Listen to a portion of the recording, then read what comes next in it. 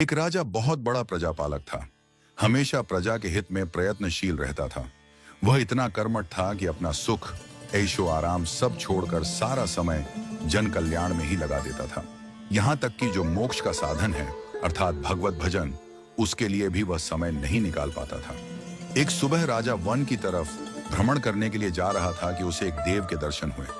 राजा ने देव को प्रणाम करते हुए उनका अभिनंदन किया और देव के हाथों में एक लंबी चौड़ी पुस्तक देखकर उनसे पूछा, महाराज, आपके हाथ में यह क्या है?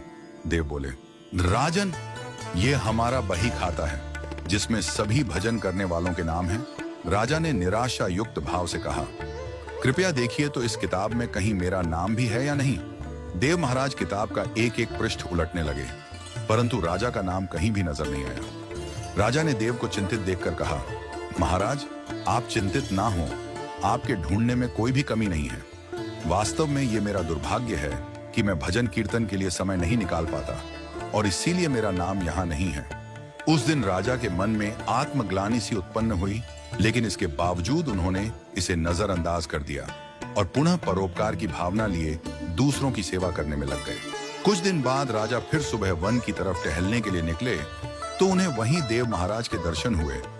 इस बार भी उनके हाथ में एक पुस्तक थी। इस पुस्तक के रंग और आकार में बहुत भेद था और यह पहली वाली से काफी छोटी भी थी। राजा ने फिर उन्हें प्रणाम करते हुए पूछा, महाराज, आज कौन सा बही खाता आपने हाथों में लिया हुआ है? देव ने कहा, राजन, आज के बही खाते में उन लोगों का नाम लिखा है जो ईश्वर को सबसे अधिक प्रिय हैं। राजा ने कहा, कितने भाग्यशाली होंगे वे लोग। निश्चित ही वे दिन रात भगवत भजन में लीन रहते होंगे। क्या इस पुस्तक में कोई मेरे राज्य का भी नागरिक है? देव महाराज ने बही खाता खोला और ये क्या, पहले पन्ने पर पहला नाम राजा का ही था। राजा ने आश्चर्यचकित होकर पूछा, महाराज, मेरा नाम इसमें कैसे लिखा हुआ है? मैं तो मंदिर भी कभी कभार ही जाता हूं।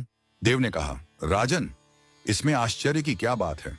जो लोग निष्काम होकर संसार की सेवा करते हैं, जो लोग संसार के उपकार में अपना जीवन अर्पण करते हैं, जो लोग मुक्ति का लोभ भी त्याग कर प्रभु के निर्बल संतानों की सेवा सहायता में अपना योगदान देते हैं, उन त्यागी महापुरुषों का भजन स्वयं ईश्वर करता है।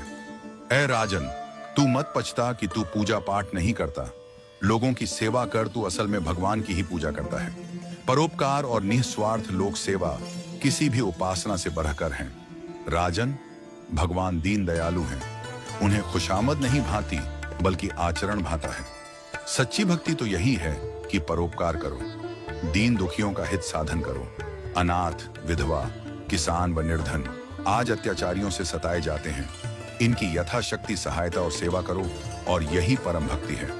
राजा को आज देव के माध्यम से बहुत बड़ा ज्ञान मिल चुका था और अब राजा भी समझ गया कि परोपकार से बड़ा कुछ भी नहीं और जो परोपकार करते हैं वही भगवान के सबसे प्रिय होते हैं।